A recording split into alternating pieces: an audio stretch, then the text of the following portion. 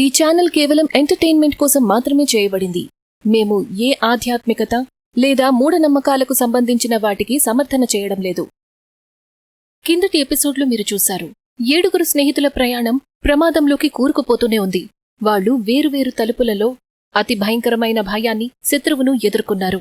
నీరజ్ ఇంకా ఆరవ్ వాయుసూర్ భూతాల ప్రపంచం రహస్యాన్ని బయటపెట్టే ప్రయత్నం చేస్తారు. మరొకవైపు భీము ఇంకా పూనం ఒక భయంకరమైన స్కేర్ క్రోని ఎదుర్కొంటారు. ప్రియా, మీరా, రాహుల్ ఒక చిన్న దయ్యాన్ని కలుస్తారు. కాని తమ తెలివితేటలు ఇంకా ధైర్యంతో వాళ్లందరూ సమస్యల్ని దాటి వస్తారు. చివరికి అగస్త్య రావడంతో, వాయుసూర్ బలహీనత తెలియటంతో 7 స్నేహితులు మళ్లీ ఒకసారి ఒకటవుతారు. శక్తిపుంజాన్ని నాశనం చేయటానికి బయలుదేరతారు. కాని వాయుసూర్ ఇంకా ఆల్కమిస్ట్ నీడ ఇప్పటికీ వాళ్ల మీద తిరుగుతూనే ఉంటుంది. ఇక ఇప్పుడు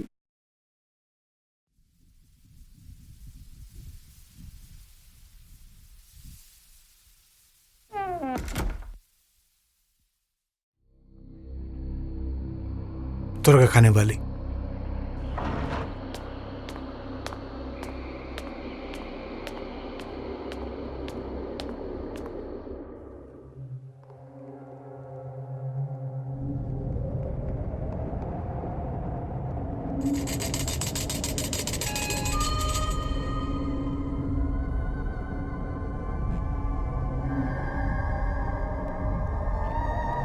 నువ్వు అలా కోపాడకూడదు చెమేలి. ఈ 7 నేను తప్పకుండా బలిస్తాను. 700 సంవత్సరాల క్రితం ఏ తప్పైతే జరిగిందో అది మళ్ళీ జరగదు. చేయన్నా నా బానిస. నా యజమాని, నా బాద్షా, ఎన్నో ఏళ్ల తర్వాత మీరు నన్ను తలుచుకున్నారు. అంటే దీని అర్థం ఏంటంటే ఆ 7 వంశీకులు ఈ ప్రపంచంలోకి వచ్చారు. వాయుసూరు వాళ్ళని పట్టుకుంటాడు. చేయన్న అగస్త్యాన్ని వెతుకు. అతను 700 సంవత్సరాల నుంచి 7 ప్రదేశాలలో ఆత్మలాగా తిరుగుతున్నాడు. తన దగ్గర భస్మరాగం కూడా ఉంది. తనని వెతుకు, నా దగ్గరకు తీసుకునిరా. మీరు చెప్పినట్టే చేస్తాను యజమాని. అక్కడుంది రూబిక్ క్యూబ్.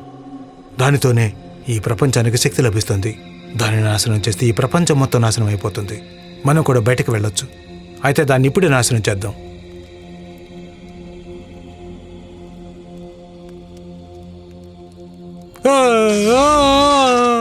భీము, అన్నయ్య, నువ్వు బానే ఉన్నావు కదా? ఇది షాక్ కొడుతుంది. దీన్ని ఇప్పుడు బయటకెలా తీయాలి? ఏదో ఒక దారి ఉంటుంది.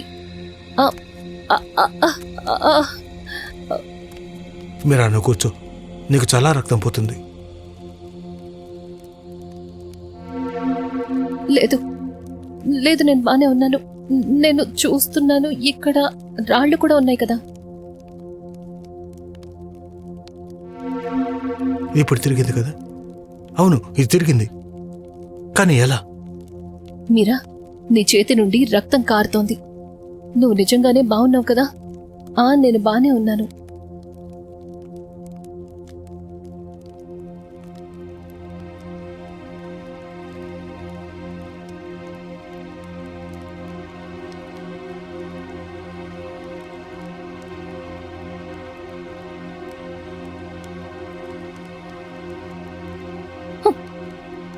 ఫ్రెండ్స్, ఏంటి చెల్లి?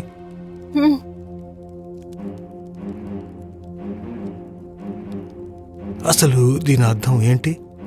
నాకు తెలిసి మీరా రక్తం ఆ రాయి మీద పడినప్పుడు అప్పుడు ఆ క్యూబ్ జరిగింది. అంటే మనం ఆ రాయి మీద రక్తం కార్చాలా? లేదు లేదు, నాకు ఫిజికల్ హార్మ్ అంటే చాలా భయం. డోంట్ వరీ, ఐ థింక్ ఇది మనిషి రక్తంతోటే సాధ్యమవుతుంది. నాకు అనిపించడం లేదు. మనం 7 ఉన్నాం.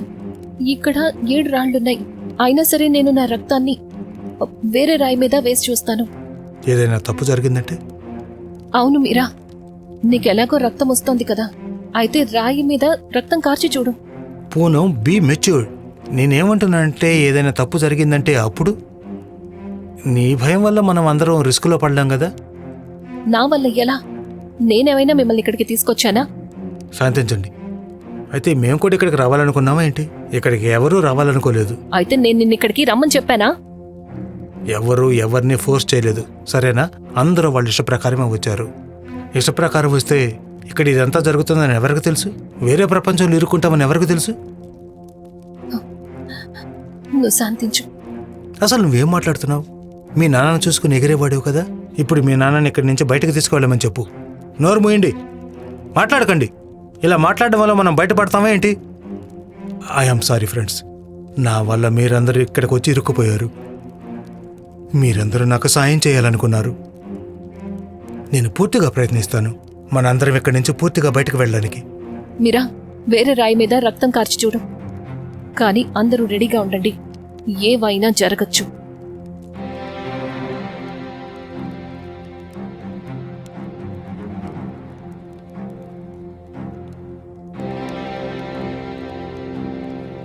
ఈ క్యూబ్ జరగలేదు. ఇప్పుడు అట్లీస్ట్ ఏ తప్పు జరగలేదు.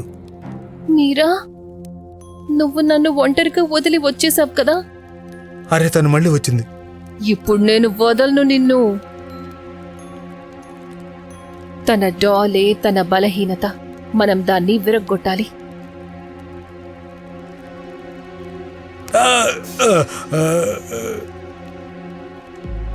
అన్నయ్య, నువ్వు బానే ఉన్నావు కదా?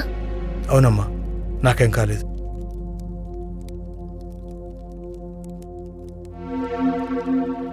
అంటే అందరం మన రక్తాన్ని రాళ్ల మీదకు కార్చాలి. నేనెలా చేస్తాను? నా వల్లది కాదు. నాకు ఫిజికల్ పెయిన్ అంటే చాలా భయం. ఒకవేళ ఇక్కడి నుంచి బయటికి వెళ్ళాలంటే ఇలా చేసి తీరాల్సింది. ఎక్కువ కాదు, ఒక్క చిన్న కట్ ఇంకా రక్తం కారుతుంది.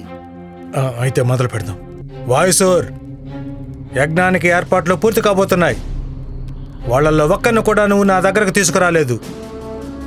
వాళ్ళందరూ ఇరుక్కున్నారు. అందరూ దొరుకుతారు.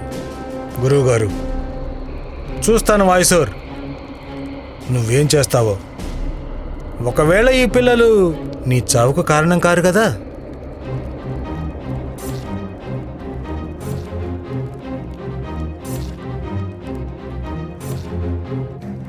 పునః నువ్వు చేయగలవు. భీము, నా వల్ల కాదు. నేనిది చెయ్యలేను. నాకు నేనే కట్ చేసుకోవడం అంటే జరగదు. సరిగ్గా చెప్పావు నువ్వు. పూనం, నువ్వు ఇది చేయలేవు. చేసినా కూడా ప్రయోజనం ఉండదు. ఇక్కడి నుంచి బయటికి వెళ్ళడం అసాధ్యం. పూనం, తన మాటలు వినద్దు నువ్వు. తను నేను డైవర్ట్ చేస్తున్నాడు. ఇప్పుడేం చేస్తావు వాయుషోర్? ఒక్క చుక్క రక్తం, నీ ప్రపంచం అంతమైపోతుంది. ఒకవేళ అదే జరిగితే నేను అంతం చేస్తాను. పూనం, త్వరగా కానివ్వు. ఒక రొటేషన్ మిగిలింది. ఈ రూబ్ క్యూబ్ సాల్వ్ అయిపోతుంది. ఇవ్వు ఆ కత్తిని, నాకు అప్పగించపోనాం. నేను నిజం చెప్తున్నాను. నీకు డబ్బు, పలుకుబడి అన్నీ దొరుకుతాయి. నీకు కావలసినవన్నీ నాతో పాటు వస్తే చాలు. నాకు అవన్నీ ఏం అక్కర్లేదు. లేదు,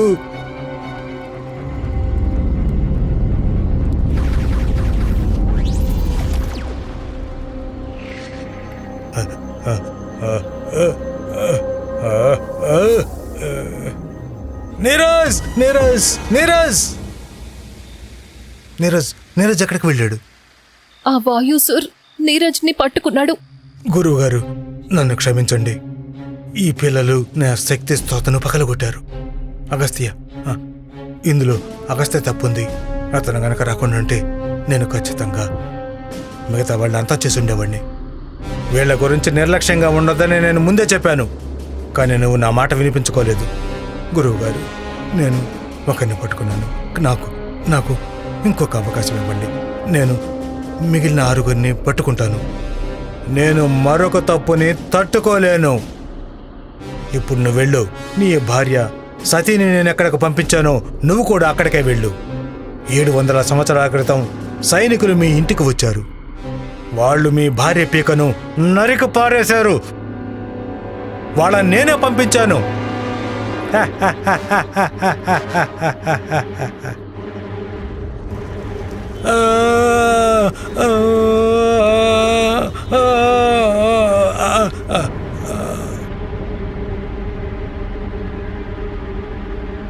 తప్పు చేసిన దానికి శిక్ష ఇదే అవుతుంది. అందరూ కూడా నా చేతుల్లో బలైపోతారు.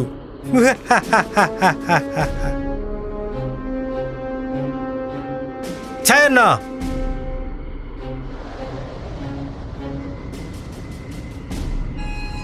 ఈ పిల్లాన్ని నువ్వు నీ ప్రపంచంలోకి తీసుకెళ్ళు. ఇతని స్నేహితులు తన కోసం వెతుకుతూ తప్పకుండా నీ దగ్గరకు వచ్చి తీరుతారు. అలాగే చేస్తాను యజమాని. నీరజ్ వెళ్ళిపోయాడు. తనకి ప్రపంచంలో ఎవరూ లేరు కూడా. ఎవరు తన గురించి ఏమీ అడగరు. తనకి ప్రపంచంలో మనమున్నాం. ఎక్కడికి తీసుకెళ్లాడో తెలియడం లేదే. ఫ్రెండ్స్, ఇలా చూడండి. కంగారు పడకండి. త్వరలోనే నీ మిగతా స్నేహితులు కూడా ఇక్కడికొస్తారు. ఇంకాసేపు. ఆ తర్వాత వాళ్లే స్వయంగా నా దగ్గరకొస్తారు. వాళ్ళొచ్చిన తర్వాత నేను వాళ్ళని ఈ చేతులతోనే పట్టుకుంటాను.